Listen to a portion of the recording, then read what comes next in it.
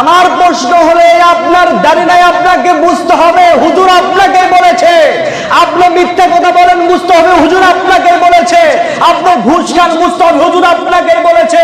আপনি সুদ খান, বুঝতে হবে হুজুর আপনাকে বলেছে। তাহলে আপনি সংশোধন হন না কেন? সব সময় ওই মিথ্যার আড়ালেই থাকবেন।